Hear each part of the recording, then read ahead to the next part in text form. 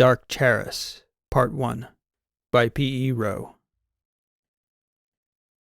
Verona located him in the Northern Hemisphere. It wasn't difficult to find a citizen on Charris, especially one who'd just returned after being off-world for 3 decades or so. Krzysztof Mikkel was in the city of Riopen. Verona presumed he was trying to locate living relatives of his now perished sect, delivering tough news about the people. She had to figure most of the folks here on Charris had already long considered lost. While orbiting the planet aboard Nelius's ship, she had a brief conversation with Clemabali. When was he last on Charris? Did he murder anyone? Could he show any of his faces on Charris without raising a terror alert across half the galaxy? "We'll be fine," he stated. "I've made no enemies here. Not any still living anyway. What about you, Verona? Any chance you'll be identified? Anatolia, what was it?" "Anatolia Gomes," she said, a bit wistful, before turning back to him suddenly. "Facial scans won't pull archives half a millennium old, Clem. They're all long dead. Me and my family." "Good then. Let's go get Krzysztof." Verona and Birch had both protested when Nelius and Rishi insisted on pulling Krzysztof away from his present task of recruiting a cohort to return to Dashini to lay that entire society of Luddites to rest. Verona imagined it was a difficult enough task without interruptions. Rishi and Nelius insisted they needed everyone they knew who could be trusted, especially someone as useful as Krzysztof Mikkel. He'd been to the future. He understood the dangers on the horizon, how the artifacts work, the players, the stakes, and maybe more importantly than anything, he knew the planet, Charris. It was a heavy argument to rebut, heavy enough that Birch and Verona relented, so she found herself on a short shuttle down to an airfield outside Origi, and then on a tram to Riopen, not a part of her homeworld she was familiar with. Krzysztof was registered in a small rooming house, a travel stop common among the smaller towns surrounding the desert flats of the north. The hub in the tiny lobby pinged his room with Verona's picture, a visitor. They waited outside on the walkway for Krzysztof, who took several minutes before appearing. He did arrive with a muted smile, though. "It hasn't been long," he declared, "but I have to say it sure feels that way." His tone of voice told Verona about all she needed to know of his progress so far. "I know your work here is important, Krzysztof, but we require your help." "Something more important?" "Not that we care at all to diminish what you're doing here, but yes, both Nelius and Rishi agree that it's vital to our understanding of the present state of things." "And what do you two think?" "We agree," Abali stated, "or we wouldn't be here." He sighed. "I've barely gotten started here, and you're pulling me away again?" "It's good timing then," Abali said. "Better now than in 2 months when you've recruited a following and are starting to make preparations." "Who's to say I haven't recruited a following already?" "That grim face of yours. Grab your gear, Krzysztof. You need it." Verona could see Clem's presumptuousness was bothering Krzysztof.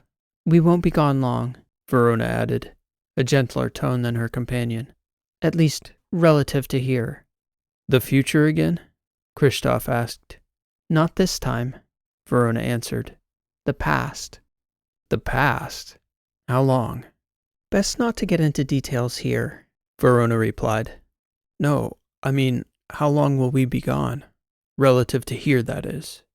"A few weeks. A couple months at the outside," Abali answered. "Fine. I'll make you a deal. I join you two for whatever bizarre mission this is, and when we return, however much time has passed, that's how long you stay with me here to help me recruit followers." "That's negotiable," Abali stated, shaking his head. "We can call that a fair starting point." "Verona?" "Yes, agreed." "Fine," Krzysztof said. "I'll get my gear." In the shuttle, on the way back to Nelius's ship, Verona couldn't help but notice the shift in Krzysztof's demeanor from when they'd parted weeks before. Instead of the determined, slightly optimistic bearing he'd carried with him to Charris, he was sullen now. Maybe not overly so, but noticeably. It's not going well? She probed. He turned to her and shook his head. I had thought their families might care, but it's over 20 years now since our group left. So the people I left with, all they are is stories to these people here. The crazy aunt or uncle who went off with some Luddite cult to some god-forsaken world in the letters. It's so far from here it's hard to make them understand it actually exists. Tashini, or the tragedy that happened there. It's a tough sell, Clem remarked. I don't need a lot of people, Kristoff said, shaking his head. A ship and a brigade of bots and spotter drones. Financing. Maybe 100 people, willing to dedicate a few years to service. I don't know. Depends on the resources I can muster. We'll see what we can do about that when we get back, Clem said. What's this about the past? I don't understand. That makes no sense. We are going to Charris? According to Nelius, he and Rishi have figured out how to target specific places and times using the artifacts, Verona stated. We are shooting for Charris at the founding. Shouldn't he know about that? Or Mycon, who lived through it? What are we supposed to learn that they don't already know? Verona and Clem exchanged a look. The news about Mycon. Should it be shared now or later? Nelius claims there were factions, Abali stated. Sometimes history is the story people of the present need to believe about their past. I can vouch for that truth, at least as the Trasp are concerned, Verona added. History isn't told by the victors of history, as is often stated. It is told by today's victors, and who's on top is constantly changing. I think our history is fairly straightforward, Kristoff stated. Early colonization, the usual struggles, notwithstanding the fact that Charris was the first such case. I guess we're going to find out, Clemabali said. We don't usually do usual. I suppose we do not, Kristoff agreed. Nelius sat in on Verona's briefing on the way to the artifact she and Rishi had designated C1, as it was the temporal node closest to both Charris and Edisali's vault. On Nelius's ship, the trip was hardly long enough to finish a thorough briefing. In the case of Kristoff, he was already well informed. With the notable exception of Rishi's unilateral removal of Mycon, there were no major revelations. Stop the technologicals of the future by controlling their ascension in the present. Something unknown about the roots of their civilization on Charris was essential to their current struggle. You must be prepared to meet a different history than you are expecting, Nelius explained. The truth is far darker than you may imagine. Darker than my home, and everyone on that planet being consumed by a pestilence, Kristoff stated. Perhaps you forget my history, old man. Perhaps, Nelius conceded. You will encounter a younger version of me. That nickname would certainly seem a slip of the tongue there. Understood. Additionally, Rishi and I have developed protocols for you three to find each other when you arrive in case you are separated when you revive. Find each other? What do you mean? Why would it be any different from when we arrived on Murel in the future? Rishi believes you will arrive in another's body, Nelius said. She posits that the artifacts create the most accurate possible world for you to inhabit for each journey. In the future, there is no canonical record to corrupt with your presence. In the past, there are such intricacies as city records, archives, genealogical lines. Assigning the body of a historically integrated entity seems to be the way the artifacts write you into the script. So figuring out which body among the colonists each one of us is inhabiting may be difficult, Kristoff stated. Very well. I'm sure you have a decent plan in place. It'll work, Verona assured him. What else do I need to know? Factions, Nelius stated. You will understand when you arrive. Much of what you will encounter has been blotted out from the historical record. The story is one of settlers coming together to terraform the planet, to settle together, to form a successful and consonant government that set the foundation for all the peoples here and in the Battery. That may be true, but not before we almost destroyed ourselves. That part gets left out. Great. So looking forward to that. The factions are human, but they're our doing as well as your own, Nelius continued. We are asking you to avoid getting caught up in the struggles of the moment, of the people there and their survival. Even if it means the colony dies, their existence in that artifact has no bearing on the present, as the past has already unfolded. You are investigating us, the ancients as you called us in the future, specifically Edis Ali, Mycon, and Milliner. Kristoff looked puzzled. Why? Are your protocols not what they seem? The truth, I suspect, will reveal itself more in that era than I can explain to you now, Nelius answered. You might consider asking yourself why, with the sole exception of Kyella and Boggs, we AIs so seldom keep each other's company. Kristoff shook his head and scoffed. Whatever. We'll figure it out when we get there, I guess. Good man, Nelius said. We're coming up on it. I am not looking forward to the headache, Kristoff stated to Verona. That negotiable bit Clem was talking about when you picked me up, that works both ways. Each traveler in the trio was accustomed to the workings of the artifacts, and this one, C1, had been previously dug out by a party unknown to them. They geared up, in this case light gear, a belt and a nanosheet. Nelius left the short shuttle outside, tethered to the dusty surface of the artifact in case of emergency, declaring that he had his own affairs nearby. That, the travelers presumed, was another visit with Edis Ali, but Nelius didn't divulge the details. They floated out the back, and before they were even at the orifice of the outer door to the artifact, Nelius had jumped away.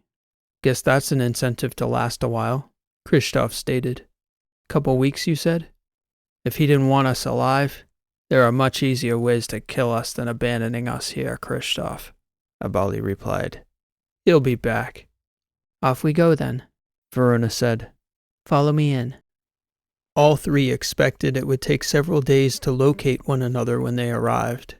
From what they knew of the early days of the colony, there were several 100,000 colonists in a handful of nearby outposts. Their plan was to use a lesser-known historical figure as a touching post, in this case a senior engineer named Set. Each of the travelers, upon getting their bearings, would make contact with Set, using an identical unique phrase, and request that they be put in touch with any other person who uttered it. There was a hand signal as well. When Kristoff came to, he immediately recognized that he was far more lucid than the previous time he traversed from the real world to the reality within the artifact. He was in some kind of infirmary, a makeshift one by the look of it. There were dozens of people lined up along the walls, and there were bots, seemingly tending to the patients there. They were familiar to Kristoff, an Alba and a Delius.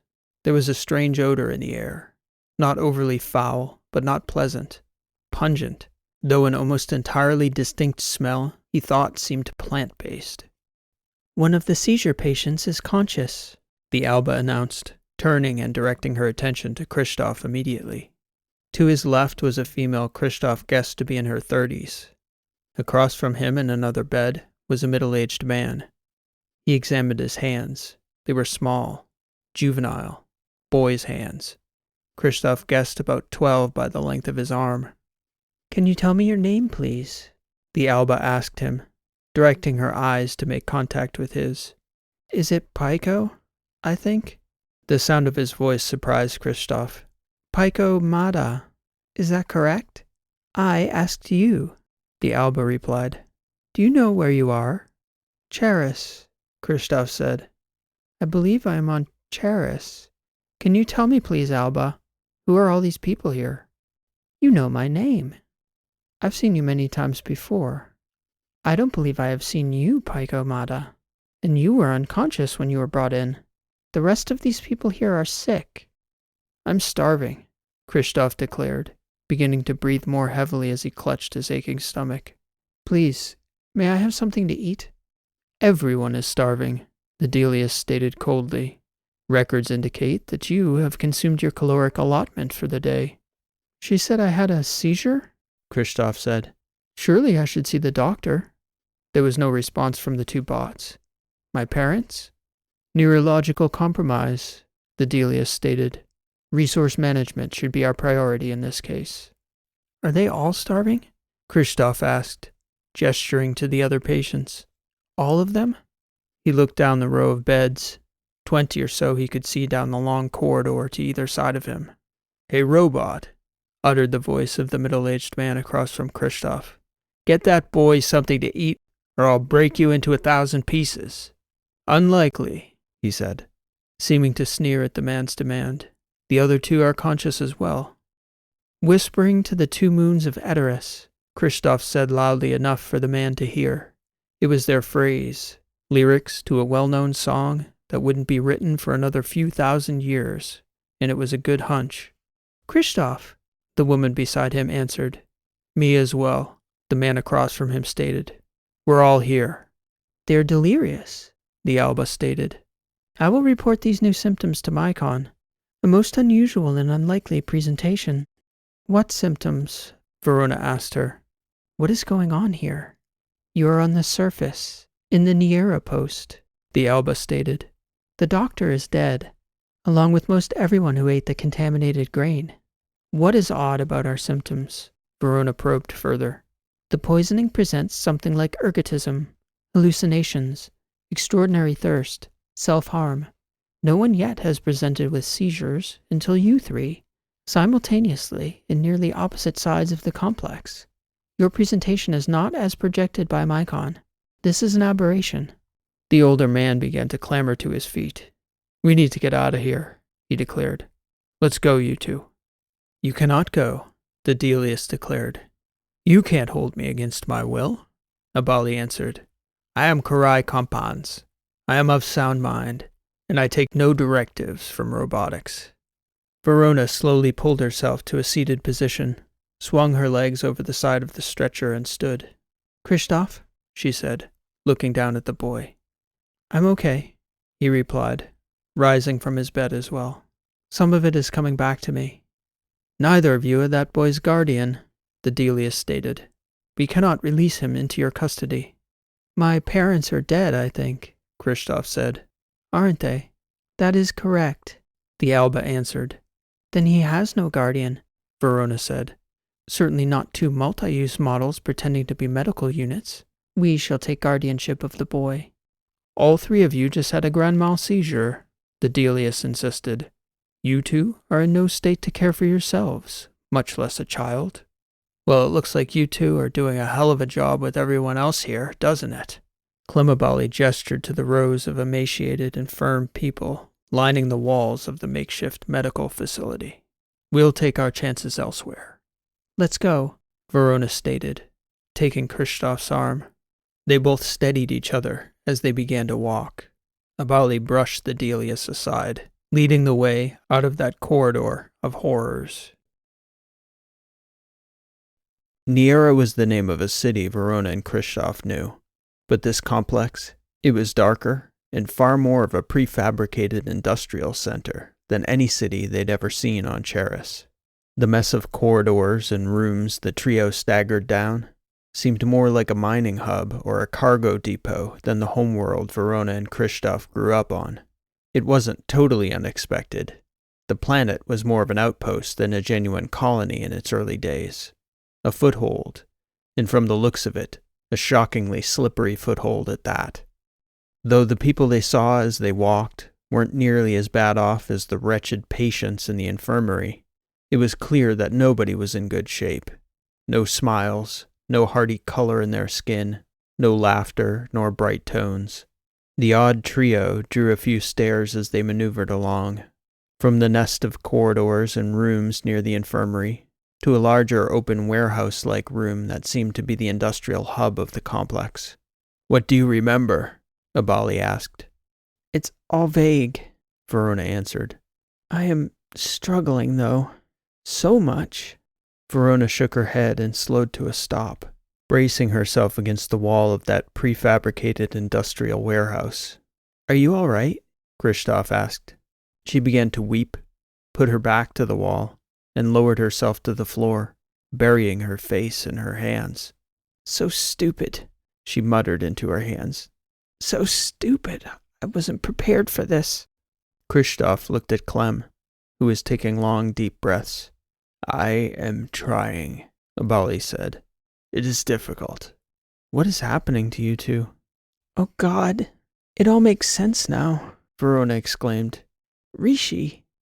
I don't understand, Kristoff said. Rishi had a body. That's why he sent her back. Nelius. That's why she wasn't angry. He was reminding her of her humanity. Is it so different for you two? Kristoff asked. Night and day, Abali replied. The sensations are overwhelming. Clem sat down beside Verona. We need to get ourselves together here, Kristoff insisted. I don't remember any of this from our history.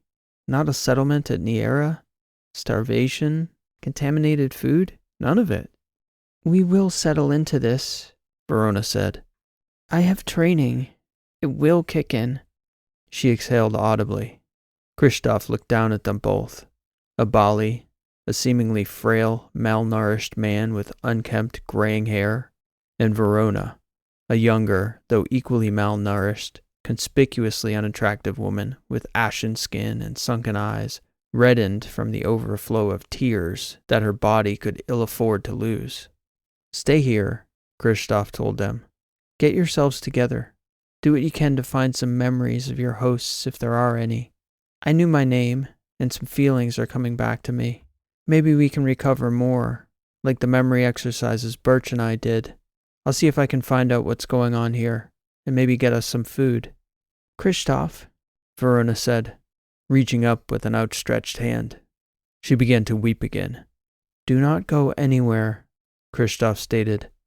I have no way to find you again if you wander off. I don't even know your names. I'm a compans, Abali stated, shaking his head, struggling to find it. Karai compans. Kristoff looked down at Verona again. She put her hands to her temples and seemed to be straining to think. Trier, something. It's fine, Kristoff said, stepping away from them. Just stay where you are. Alago, she managed to say as Kristoff disappeared around a large generator in the corner of that industrial hub. Trier Alago, that's my name. Kristoff walked with no specific plan, merely hoping that an idea would present itself. He was thinking as he moved further into the complex. With each turn, he hoped, moving closer to the residences. The people of this outpost had to call somewhere home, and it couldn't be these vast machine warehouses. The problem he was wrestling with was how to approach someone and ask the baseline questions he needed answered without seeming insane. How many years into the expedition were they? Who was the leader? What happened to the food supply? What was the plan here for survival? Where were the AIs, and what were they doing about all this? The Alba had mentioned Mycon. Surely he was about. Kristoff continued from the industrial area into a vast open courtyard with a clear ceiling that seemed to be made of some sturdy polymer. Daylight streamed into the room. That light, that star, this was home after all. Pyko? A child's voice called out. It took Kristoff a moment to realize he was being addressed. He looked over to see a girl about his age, Pyko's age. Hello, he said. They said you were dying, the girl replied in amazement. You look fine. I am all right. Can I talk to you? She looked back at him and giggled. Are you okay, Pyko? You're acting strange. I was in the infirmary, Kristoff replied. I am okay, but I've lost some of my memory. It would be very helpful if I could ask you a few questions. She looked at him as though it might be a joke.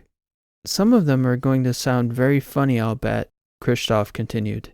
I'm sure my memory will come back to me if you help me. It might be more help if you went back to the infirmary, the girl suggested. I'm not so sure about that. There were only 2 bots down there, an Alba and a Delius, and no doctors. They didn't seem to know anything. They know more than I do, I think. Oh, but these will be easy questions, I promise.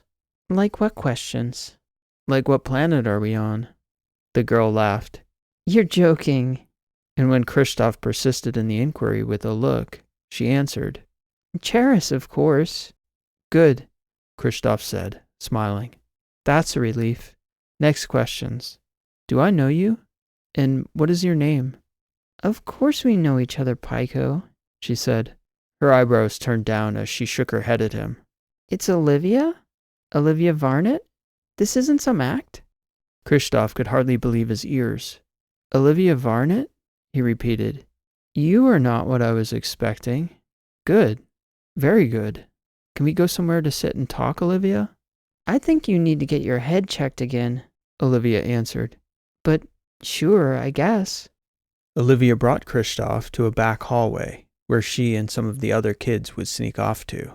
They could play down here without bothering the adults or be shooed away because of any possible danger, like in the machine quarter, as she called it.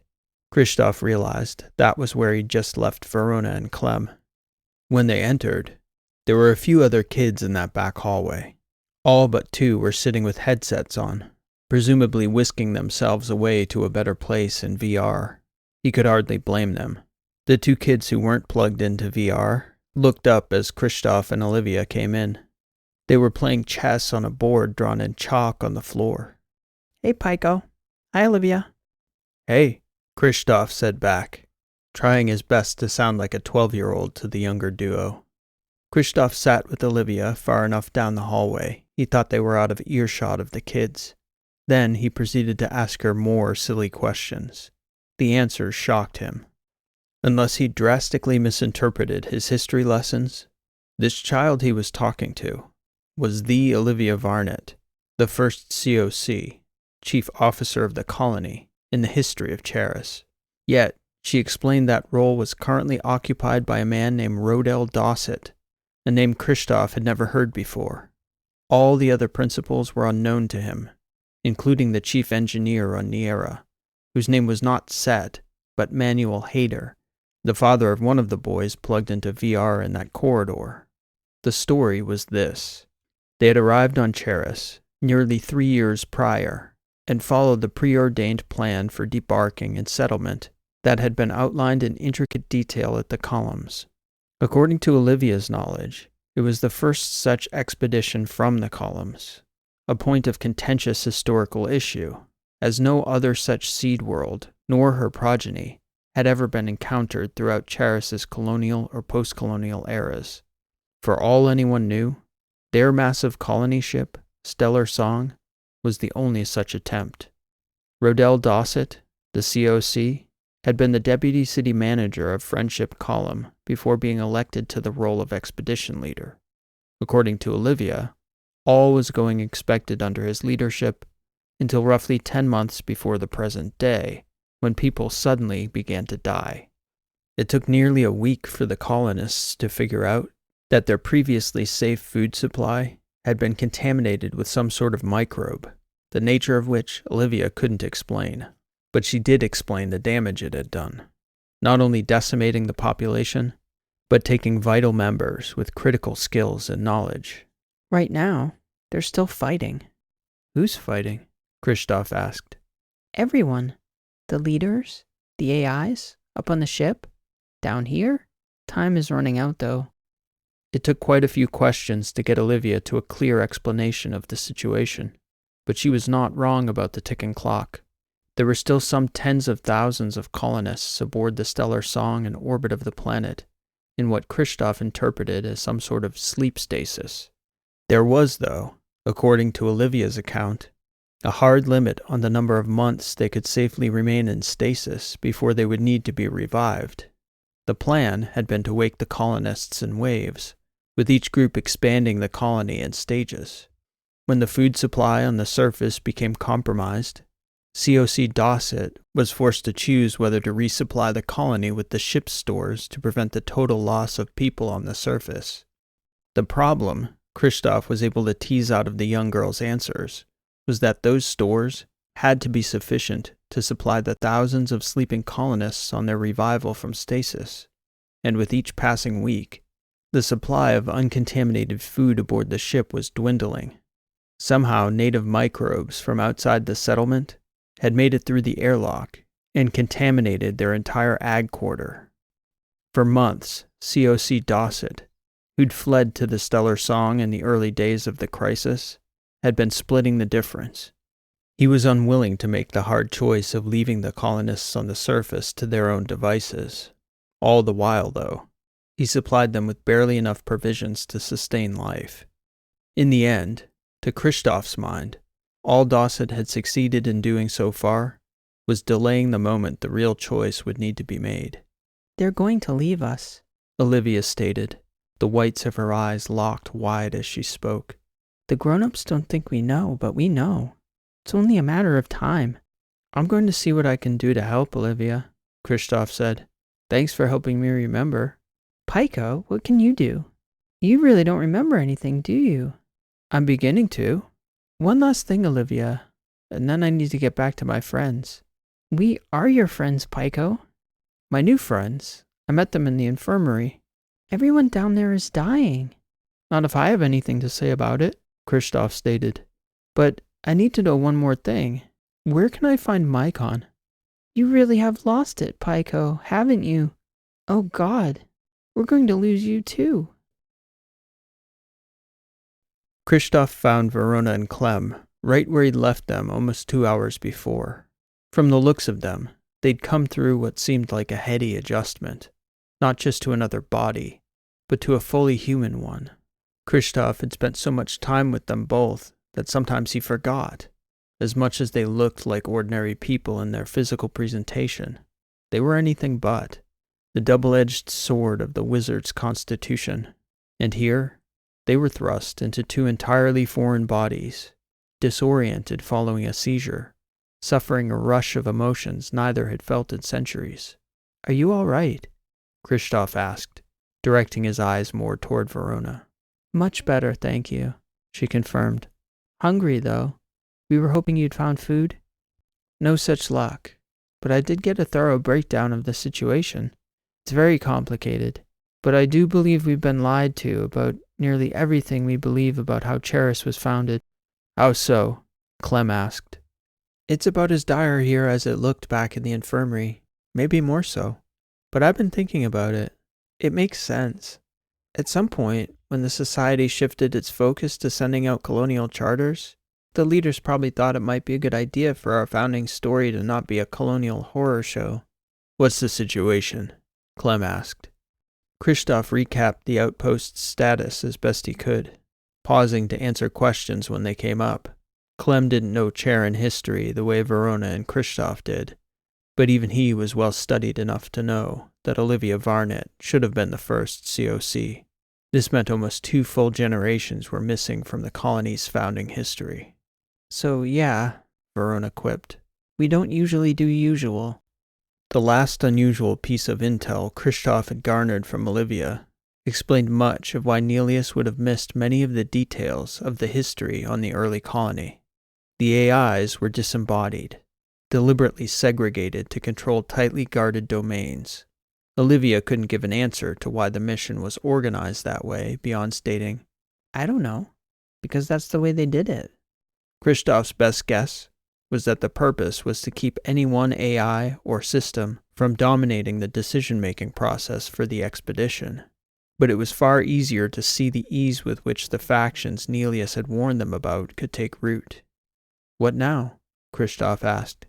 "You two are deeper into this than I am." "I suggest our goals be twofold," Verona answered. "We should make our best effort to help these people survive. So if we want to witness how things played out, we'd better make sure they do play out. And we work our way close to our targets. I will seek out Edis Ali and find a way to get close to him." "And I'm on Mycon," Abali stated. "I guess that leaves me with Milliner?" Kristoff replied, shrugging. "No," Abali said. "Milliner's a philosopher. He's not a player in any of this.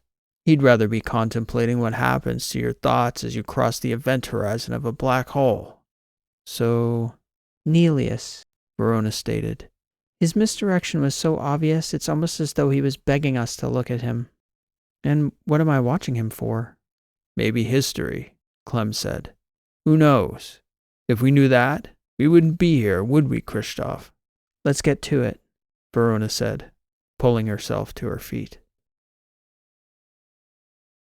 Like fleet officers on military carrier frigates, required to pass minimum qualification on all major systems.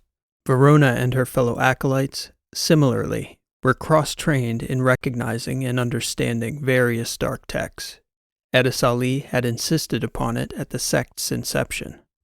This was a major part of the curriculum over their 5 centuries of training inside the vault. So even though Verona's specialization wasn't in biological contagions and microbes, her arrival at that time on Charris instantly made her the planet's foremost expert. Edis Ali himself was sequestered within the machine quarter, so Verona didn't need to go far. Edis Ali had access to the tech in that quarter, as well as the cameras, ambient audio inputs, and shared data. That colonial information the AIs readily conveyed to each other at all times. Things like colonist locations, air temperature and quality, power distribution, and other such baseline data. He had overheard the conversation among the 3 unlikeliest of friends, the 3 seizure patients, and his only working theory was some sort of post-seizure delirium. Admittedly, it was a weak theory, but there was no better explanation for a 12-year-old layabout, a middle-aged malcontent bully, and a quiet and somewhat useful functionary to suddenly be keeping each other's company, especially given the history between Karai Campans and Triera Lago, the former of whom frequently and publicly mocked Ms. Alago for her appearance when they were young. Ali, you are here? Triera addressed him as she approached one of the arch ports where he interacted with the technologists in the machine quarter. At your service, Ms. Alago. Are you well? I am fine. I would like baseline information on the response to this microbe. The doctor is dead here. Who is spearheading the efforts to address the situation? What front of the situation is it to which you are referring? I am not privy to details. Then an overview, please, Ali. The overall response falls under Mycon's purview. Doctors Otten and Marr are conducting medical research remotely on the microbe, with the aid of the on-site multi-use models as lab assistants. They are currently aboard the Stellar Song. Devanaya Daly is the ag specialist, conducting the investigation into the microbe's interaction with the plants on site and their food systems and outputs. Drayton Bai is the sole surviving sanitation engineer, attempting to rid the complex of the microbe directly. Elander Cady is filling the shoes of all the deceased environmental engineers, but frankly, she is only barely capable of maintaining life support. There has been little discussion of filtration or sterilization, as both seem unlikely and impractical at this juncture. Might I ask what your interest is in exploring these logistical questions, Ms. Alago? Not yet. What data do you have on the microbe or microbes? It is one singular microbe we suspect came in through an air filter that was improperly handled prior to incineration. The species has since replicated beyond containment within the facility. The microbe has been designated Fin-1. I am displaying what is commonly known about it on your float screen to your lower left. All this was well known to you prior to your seizure, Ms. Alago. Quiet, please, Ali. Verona studied the contours of the organism, recognizing it as a puzzling chimeric microbe with qualities that mixed attributes of bacterial plasmids and viroids. How did the victims die? Verona asked Edis Ali. Their primary cause of death. Most died of septic shock or kidney failure secondary to sepsis. You wouldn't have hematology reports on the victims during their course of treatment. No, I would not. You would need to interface with Mycon, or contact the doctors on Stellar Song directly. How exactly do you seem to know the relevant questions to ask? Call it a side effect of the seizure. A very bizarre and seemingly fortunate side effect. Display for me a complete list of countermeasures that the colony has applied to combat the microbial exposure. Very well, Edis Ali stated. The overview is coming up now to your right. I have them categorized by division. Good, Verona stated. I want to see the specifics within each category. Begin with biomedical countermeasures, please. Mycon interfaced with the entire colony, but his mind ran on a web of processors on the Stellar Song herself. Clemabali returned to the infirmary to inquire with the two multi-use bots on how he could interact with Mycon directly. The Alba showed him to an arch port in an adjacent corridor. It was dark and seemingly abandoned down there. Proximity to the infirmary was Abali's guess as to why none of the colonists ventured into that part of the complex.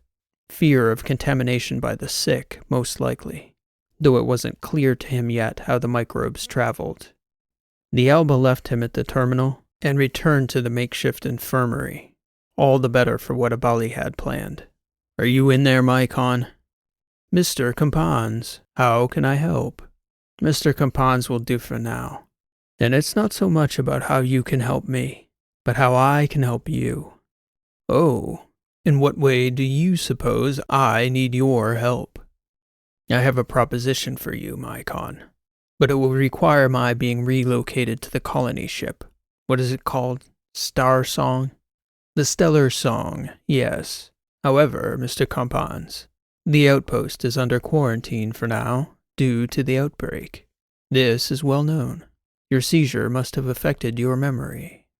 Seizures do funny things. Light up neural pathways in odd ways. Make connections that otherwise wouldn't have been made. Sometimes they even help you to see things." "Are you referencing anything in particular, Mr. Compans? Tell me if I'm wrong about any of the following. There is a crisis in leadership up there.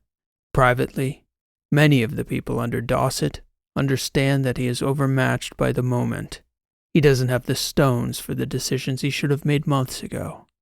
How am I doing so far?" "I have no comment whatsoever. I thought as much. I'm not certain about this, but I'd wager you've privately discussed the matter of assuming direct control over the mission with your fellow technological beings, and they've shut down the conversation, as it's outside protocols.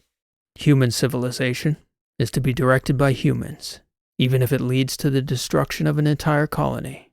Something like that?" "Again, I have no comment. I heard a rumor, or maybe I just think I heard this rumor. Odd neural connections and all that." "To what rumor do you refer?" Mycon asked. "That you have a penchant for odd connections, interesting phenomena, the unexpected." "This conversation would certainly qualify, Mr. Compans. It's true, though. It's in your nature. Again, no comment, except to say that you are in no position to know my nature. I may be in a far better position than you think in that respect. I am, however, in a very bad position. Speaking literally, that is. This outpost is a bad place to be. Time is running out. And if Dawsett doesn't give the order to abandon the planet and seek a more habitable settlement, someone else will relieve him and do it for him. A matter of days, weeks, yet again." "I know," Abali interrupted Mycon's response. "No comment. I do have a comment, though. If I know you as well as I think I do, you've been thinking about another alternative. I don't know whether you're certain about its existence, but I know you know it's a possibility that a certain repository of dark tech that came from Earth might have come with you on that ship. I don't need any comment from you, except a yes or no, because I know for certain that this little Pandora's box somehow made its way onto your stellar song. I can't tell you how I know, but I do know it's there, and I will get it for you. But you have to get me on that ship." "Interesting phenomena indeed, Mr. Compans. The seizure. You know. Of course, the seizure. How else to explain such an improbable proposition? We don't need an explanation, Mycon. Just a yes or no. But again, if I know you as well as I think I do, I already know your answer. This is an itch far too compelling to resist scratching. If that is all true, as you suspect, Mr. Compans, well, your question, more properly put, would be what sort of pretext would I need to sell the ship's crew on the wisdom of re-embarking one colonist at the risk of the entire expedition? The outpost is currently quarantined for good reason. Supply drops and digital communications only. They did it for Dawsett, no? So there's a protocol in place that worked once already. All the same, I would need a compelling reason. Then my final proposition is this. I get you that pretext. And after you get me aboard that ship, I will solve the leadership crisis. And get you the illicit technological materials you need to save the colony. All for the good of humanity, of course. Consider me pleasantly surprised. Somehow, though, I still yearn for yet another unusual outcome.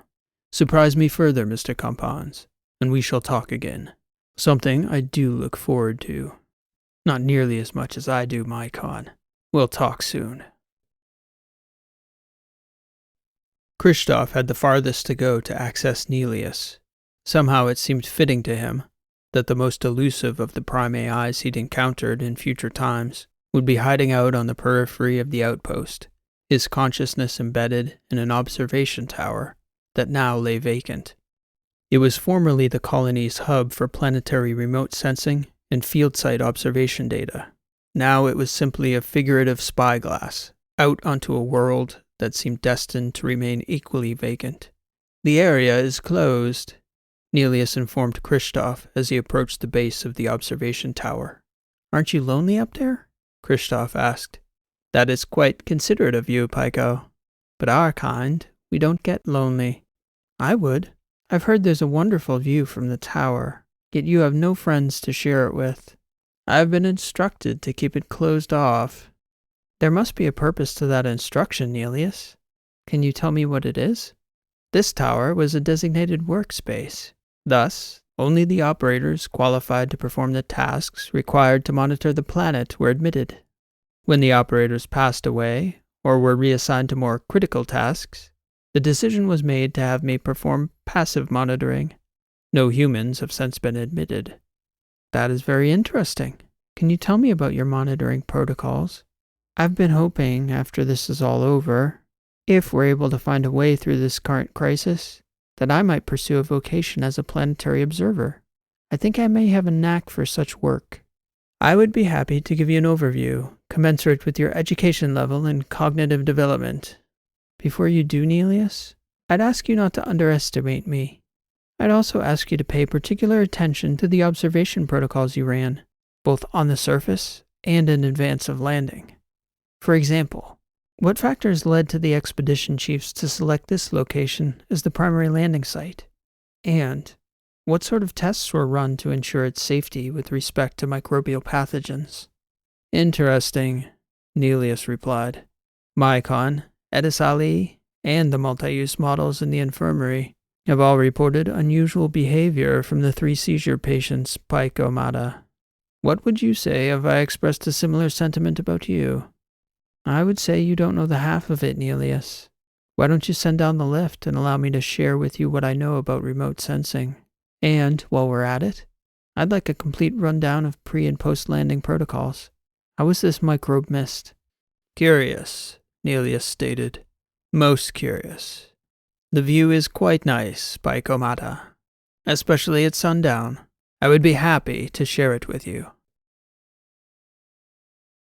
When the trio reconvened in the machine quarter later that evening, each had plenty to share. Clem even had rations he'd managed to get hold of, though he didn't tell the others how exactly. Even in an ordinary body, the trickster had his ways.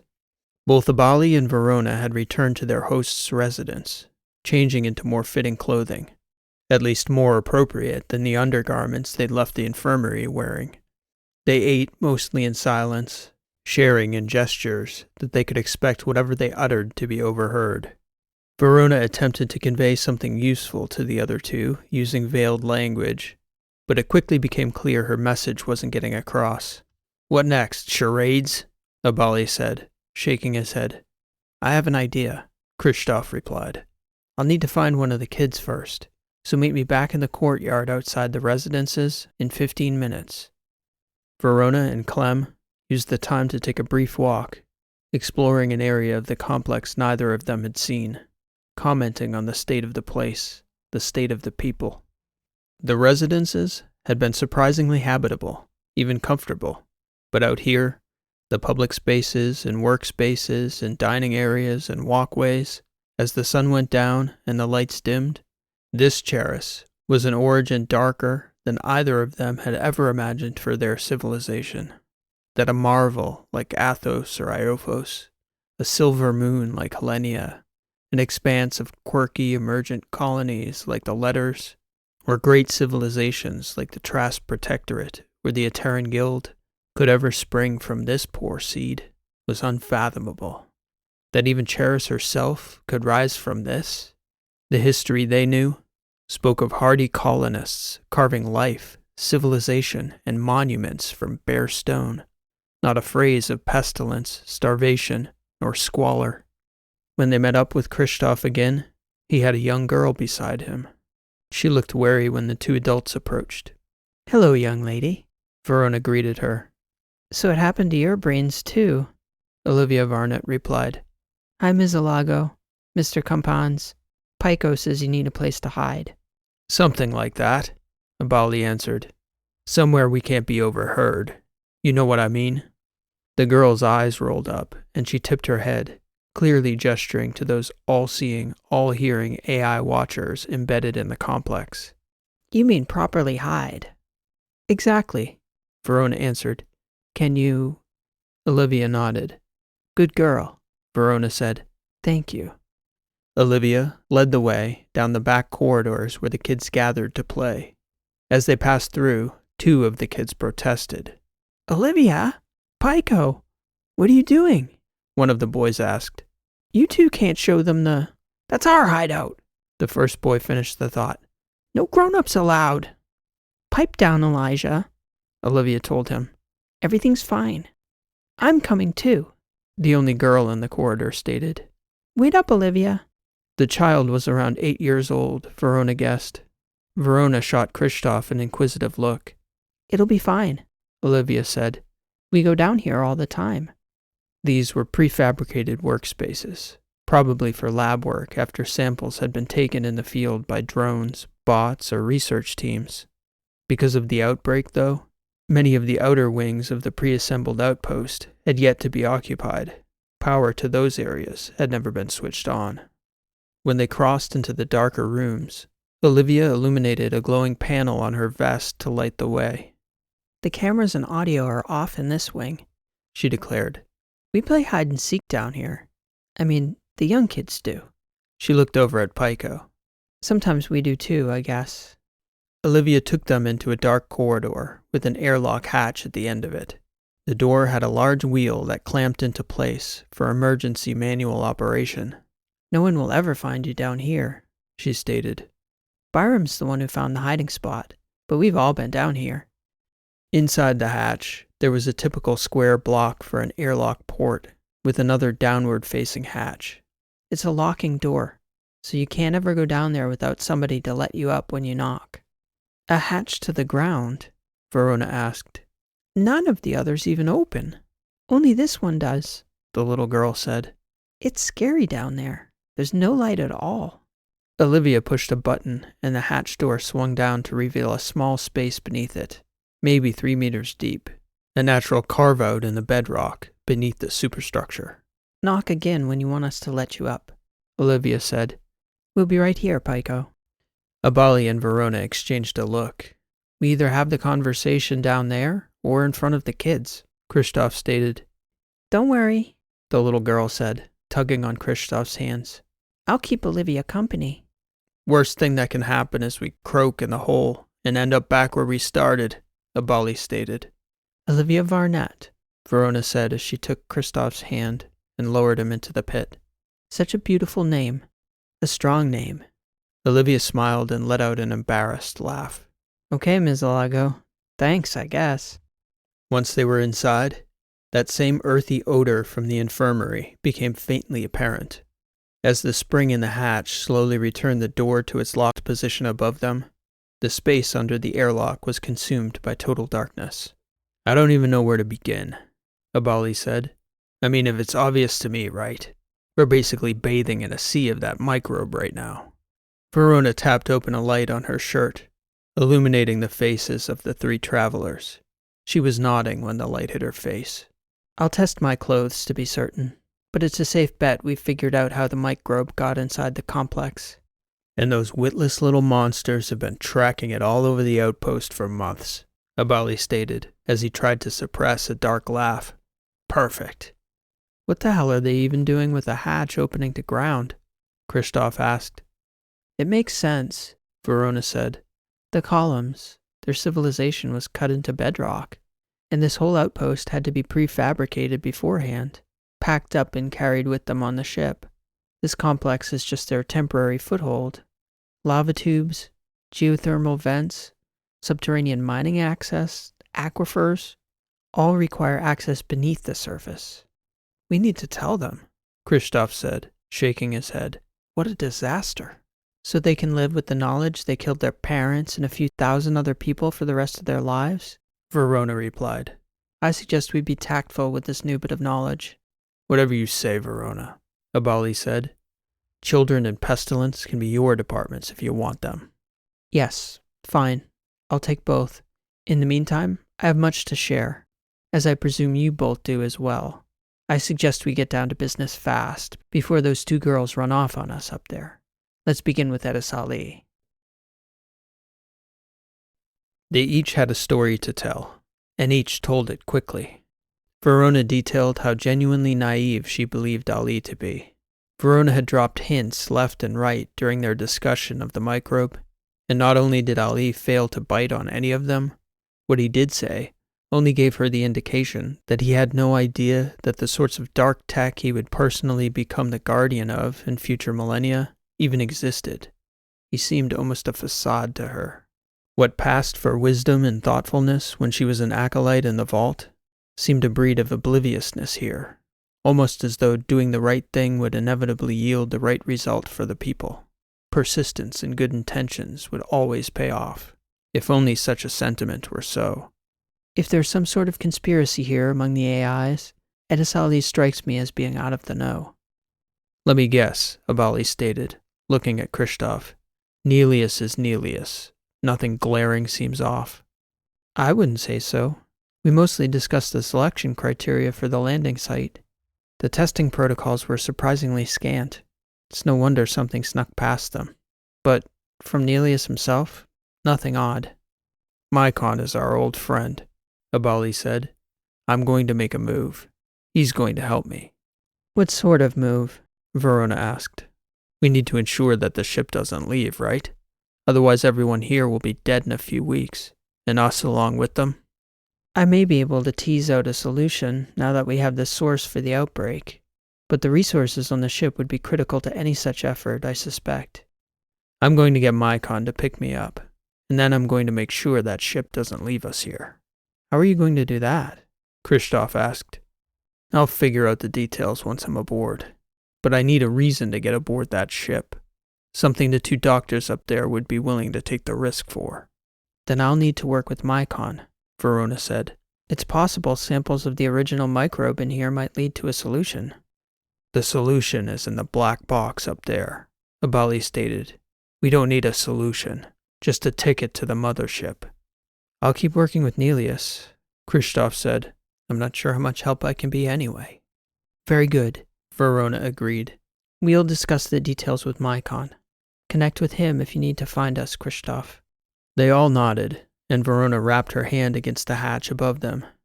For a few seconds, there was no sound in response. Then, just as the three had begun to exchange a look, a quick tap, tap, tap sounded on the hatch above them, and the door swung down. See? Olivia Varnett declared. I wasn't going to leave you. We knew you wouldn't, dear, Verona said. I have absolute faith in you, Olivia. Sure thing, Ms. A. Kristoff retreated to the tower. It was interesting for him to meet Nelius here, at the beginning. It was a bit strange talking to Nelius like this. In the future, he'd only ever seen him embodied. For nearly 50 years, off and on, he and Nelius would see each other and talk. He was, to Kristoff's mind, perhaps the most enigmatic of the ancient AIs. If Mycon was the most unpredictable and mercurial, Nelius was the most difficult to read. That evening, for hours, they discussed testing for native microbes and the protocols any colony would need to undertake to properly screen a prospective planet. The topic was particularly important to Kristoff, as a result of the trauma he'd barely lived through on Tashini. Not surprisingly, he'd given a lot of thought to what had gone wrong there, how those caves that housed the bacterium that ended his world got missed. Even before Tashini, his work with the GMS on Charris, monitoring the Baroche in their manipulation of the native bacteria, was a significant point in his professional and personal life. And somehow, he couldn't help but let slip the weight of this dark irony, back here at the beginning. The same problem, all over again, as though it was destined to follow him across space and time. He discussed the GOAS's protocol. The plan he outlined to Nelius was almost verbatim from the Colonial Speculation Mission Guidelines. Every substrate needed to be tested exhaustively: geologic, oceanic, atmospheric, soil and subterranean subsurface. Certainly, this microbe would have been identified beforehand had they done so faithfully. Then Kristoff explained to Nelius in great detail about what might happen one day on some distant theoretical planet if a closed subterranean system with an unknown native bacterial ecosystem were suddenly uncovered and opened to an already developed human colony with its own agriculture, animals, and even insects. He had his theories, ways to be even more meticulous about testing new planetary environments, adding more letters to the acronym: IMPACT, dropping small meteors to aerosolize deep soil samples and rattle open lightly closed orifices for inspection, subsurface sonar, how to map underground cave systems and lava tubes where microbes could hide. The more he talked, the more painful it became. The history unfolding here before him, the missing history of Charris, was the very history he was doomed to repeat. If only that chapter in Charris's history had never gone dark. Nelius could see young Pico growing increasingly emotional discussing the matter. "You are so much like a different person, Pico Mata. It is almost enough to believe in a phenomenon primitive people on Earth called possession. Demonic spirits," Kristoff replied. To add another layer of irony, as I understand it, the cause was usually hallucination, brought on by some kind of microbe. "Do you know something of a cure, young Pico?" Nelius asked suddenly. "Mycon is relating that your two new friends have stumbled onto a source for a potential inoculation. He's recommending that Karai Compans be sent to the Stellar Song with the source material for further testing." "Inoculation," Kristoff said. "I cannot lie to you, Nelius. I do not know much about that. I'm sure, though, that if Mycon is recommending it, then the doctors would do well to consider his proposal." "I am sure that is true," Nelius stated. "In any case, it is growing late. I believe we have done enough work for tonight." The ruse Verona and Abali devised wasn't entirely meritless. Much of the supporting evidence would need to be spoofed by Mycon for the doctors to bite. But the premise wasn't entirely deceptive. They had found the original source of the microbe, which, on examination, Verona discovered was not the same organism that had induced the sepsis in the colonists. In fact, anecdotal evidence suggested that exposure at high levels may have provided a protective effect. None of the children in that corridor had fallen ill. The one factor they could not account for was whether those kids had eaten the contaminated food. Karai Compans now selflessly volunteered to test that theory, following his exposure, by eating a fatal amount of the contaminated grain. The one condition he gave was that he be monitored in the highest level medical facility available, aboard Stellar Song. Rapid dialysis, artificial plasma, biochemical detoxifying agents, duodenal injections to mediate absorption of the toxin, all of this could be done in orbit. Here on the surface, the Alba and Delius were not outfitted with the equipment, pharmacological inputs, nor the expertise to treat someone as sick as they anticipated Karai Compans was soon to be. Mycon had them convinced. This was likely to be the breakthrough they had been praying for. In addition to a well-sealed and sanitized container with samples of the original microbe and its fatal derivative, they were sending up Karai Compans with a belly full of toxic spaghetti. The doctors on the Stellar Song watched the video feed as Clemabali inhaled the plate of death pasta. His hunger had been so overwhelming, he hardly hesitated when it was set in front of him. "How's the meal?" Verona asked from behind the glass in the adjoining lab. "Could use a little more salt," Clem remarked, shrugging. "But honestly, the death toxin adds a strong but not overpowering earthy body to the dish. If I had it to do over, I'd have requested a white sauce instead of the red. 4 out of 5 stars. Given that tonight's chef is actually a drone technician, I commend him for his efforts." There was nothing about his demeanor that wasn't calculated.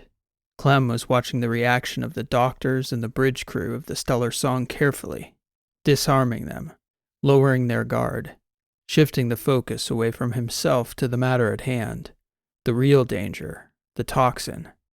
He was met by a sterilization team who washed him down, quickly stuffed him into a pre-sanitized spacesuit, handed him the case filled with samples, and guided him out the main airlock, where the Stellar Song's Long Shuttle 1 was waiting. The people within the complex erupted into cheers when he appeared on the float screens, stepping across the dusty plain, case in hand. They were chanting the name. "Compounds, compounds, compounds." Even Verona and Christoph, who were the only 2 people on that world who knew some master stroke of deception was coming, had no idea where the strike would come from, nor what its target was. It was clear to them, though, that when Clemabali was working, when his left hand moved seductively, the real action was in his right. Verona and Christoph watched a feed that Mycon was receiving from Precops, who had control of one of the ship's subsystems. Similar to the division of labor on the surface, the ship's artificial beings never had direct control without the checks of the others. Something Christoph and Verona exchanged a look over, surely a question to be probed, but this wasn't the time. At that moment, Clemabali was flying to the mothership within the body of Karai Compans, strapped into a jump seat inside the rear airlock of the Song's Long Shuttle. And to further guarantee sterilization, they vented the airlock and sent Karai Compans outside on a tether for 30 minutes in the cold, radiation-soaked, hostile vacuum of space. "Seems like a bit of an overkill to me," Abali said to them as he floated there.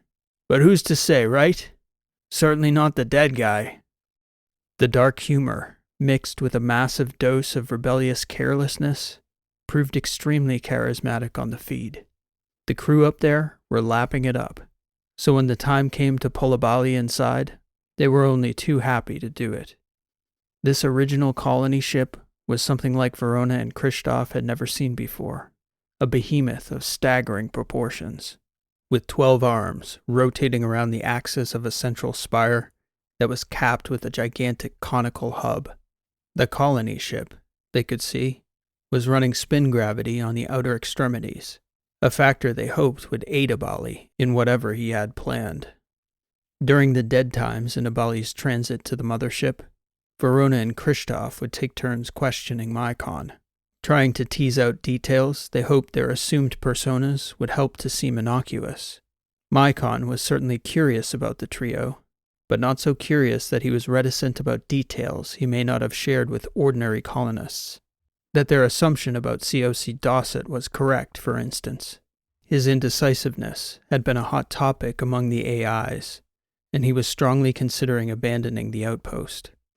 Privately, the doctors had declared to him that all the colonists were almost certain to die, as all their attempts at mitigation and containment had failed miserably. Dawsett, though, was risk-averse, and the physical infrastructure of the outpost itself was something they couldn't replicate if Charris was abandoned for another planet. This meant they would need to find another world with a natural environment that was survivable for humans, or at least very close to it, and they had yet to see encouraging signs. In fact, Charris seemed to be in a particularly dead zone. Rodell Dawsett's advisors were advocating for a much denser collection of stars on the inner arm, nearly a full year's transit from Charris, particularly an area they were calling the battery systems, as the orientation of the major stars, at least from Charris, took the shape of a D10 field battery. Mycon confessed that he reckoned COC Dossett was less than a week away from relenting and giving the order to abandon the ill-fated colonists on Charris. Clemabali was led from the outer airlock into a sealed makeshift cleanroom, where another Alba and Delius were waiting to put him through another round of sanitation as they removed his suit. Through the whole process, Karai Kompans put on a brave, cheerful face, several times cracking up the ship's crew and colonial leadership, who were hyper-focused on the transfer of a man many had been convinced was their final hope. Outside the cleanroom, Karai Kompans, cleaner than his body had been in his entire 5 decades of life, began the journey down a sealed corridor toward the hub, where the medical bay had been quarantined in anticipation of his arrival. At the bottom of the ladder on the outer causeway, awaiting his arrival, was a herald. "Hello, old friend," Kristoff said. "I had no idea heralds were so old." He caught himself. "Oh, you've heard of the new multi-use," Mycon stated. "Precops and Svarta have been working with some of the ship's crew to develop several new models for beta testing. This herald has rated quite highly." The herald escorted Clemabali down the corridor toward the medbay, where he would be monitored as the disease progressed, though Karai Kompans was displaying no bodily signs of illness thus far. Steps from the door to the medical bay, Abali dropped to the floor and began to seize. It was so convincing there was no question from the doctors monitoring remotely, or the 3 bots escorting Abali, that the seizure wasn't exactly what it appeared to be. The doctors were busy debating whether the seizure was a recurrence of the episode that had landed Karai Kompans in the infirmary recently, or a presentation of the poisoned pasta working its way into his system. The 3 bots picked up Abali, carrying him into the medbay and strapping him to the table. He stopped seizing abruptly before they had a chance to administer any medications. They immediately began a body scan. "Whew," Abali said to the Delius. "Lost a little time there, boy. Starting to sweat a little. It takes a while, but that pasta does have some kick after all. That's some spice." They began a comprehensive exam. Mycon's feed began following the herald, who had left the medbay shortly after the seizure stopped. "New materials, new opportunities," Mycon announced as the herald marched inconspicuously down the outer causeway. "You must have a compatriot in this," Kristoff stated to Mycon. "Other than your compatriot?" Mycon replied. "If I did have one, I certainly wouldn't expose that actor to you. Well, not unless you two want to tell me who you all really are." "Not just yet," Verona replied. "Let's see how this plays out first." "The obvious target for sabotage," Mycon said, "if you want to simply keep the stellar song from leaving, would be FTL capability, nearly inaccessible from the hub. Not so easy to pull off with so many crew aboard, especially if you care to preserve the drive's functionality for later use. However—" "Life support," Verona stated, her eyes growing wider at the realization. "There's no sense jumping anywhere if you'll be dead by the time you get there," Mycon finished the thought. "And there are 26 critical access points our herald can get to without raising suspicion." "And it puts their skin in the game," Kristoff added. "Not a bad play." "Your compatriot is a strategic genius," Mycon declared. "He even got a pasta dinner out of the exchange." "Let me guess," Kristoff said. "The food was clean." "And quite delicious, apparently," Mycon concluded. From that back corridor, by the makeshift infirmary where they'd arrived, Verona and Kristoff watched the herald aboard the Stellar Song progress down the circular outer causeway to an access panel. He knew exactly how to manipulate a multi-use model like that, your companion. Something Karai Kompans could never have conceived in 1,000 years. The herald worked quickly, making the necessary insertions within the panel to execute the simplest, most elegant sabotage of the life support systems Mycon and Clemabali could think to apply, a system-wide corruption that couldn't be undone for months. Then that faithful, unwitting herald, simply walked away. Several minutes later, an alarm began to sound. First, on the Stellar Song's atmospherics panel, followed shortly by a flashing indicator light and an announcement over the hub's audio ports. They had 13 hours. Clemabali stepped off the exam table and addressed the camera in the corner of the med bay. He was well aware of the size and composition of his audience. COC Rodel Dosset, on behalf of the people of Charris, I, Karai Kompans, do so declare that for your abandonment of the colony in our moment of crisis, for your failure to make critical decisions in a timely manner, for your catastrophic failure to safeguard the people under your watch, you are hereby relieved of your role of Chief Officer of the colony, effective immediately. And to the rest of you, sitting up here fat and happy, watching as your people starve to death below, I have a very simple message. Pack a bag. If we go down, we're all going down together.